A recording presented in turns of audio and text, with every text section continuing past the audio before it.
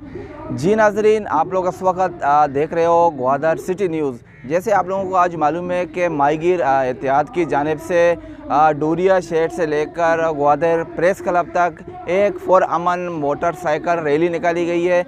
इसका मकसद है कि ग्वादर में चाइनीज़ और सिंध ट्रॉलर्स की यलगार है जो मछलियों की नस्ल कुशी कर रहे हैं। तो इस हवाले से उनका हुकूमत वक्त से भी यही इल्तिजा है, यही गुजारिश कर रहे हैं कि इस ट्रॉलर को बंद किया जाए, वगरना हम इससे सख्त एहतजाज पे मजबूर होंगे। तो इस हवाले से माहीगीर इत्तेहाद का रहनुमा खुदादत वाजू भी हमारे साथ होंगे और उनसे राय लेंगे और इस हवाले से क्या कहेंगे और उनके मुतालबात क्या हैं और क्या चाहते हैं।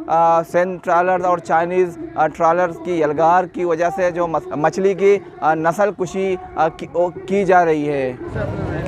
अब आपको पता है सर कि हमने डूरिया से लेकर मोटरसाइकिल रैली निकाल के एक प्रेस क्लब आए। हमारा बुनियादी मकसद ये है कि 6 महीना हुआ लोग बेरोज़गार हैं, पाका कशी के शिकार हैं। इस वक्त माहीगीर के घर में एक वक्त का खाना पकाना मुश्किल हो गया। उसका वजह सबब यही है कि चाइनीज़ ट्रॉलरों का यहाँ आना, शिकार करना, उससे लोग डर रहे हैं, परेशान है। गाया ये चाइनीज़ ट्रॉलर आने के बाद हमारा माश महफूज है। इसी तरह सिंध के जो है ना अगस्त में ट्रॉलर शुरू हो गए, जिससे और हमारी जो है ना माशी बदहाली में इजाफा हुआ। हम हुकूमत वक्त से मुतालबा करते हैं, पुरजोर उससे जोर देते हैं कि हमारी माश को बचाने के लिए प्लानिंग किया जाए, उनको तापुस देने के लिए बर वक्त इकदाम किया जाए। ऐसा नहीं हो कि हमारी माशी बदहाली हमें मजबूर करें कि हम हर रोज़ गवादर शहर में सरापा एहतजाज हो जाएँ।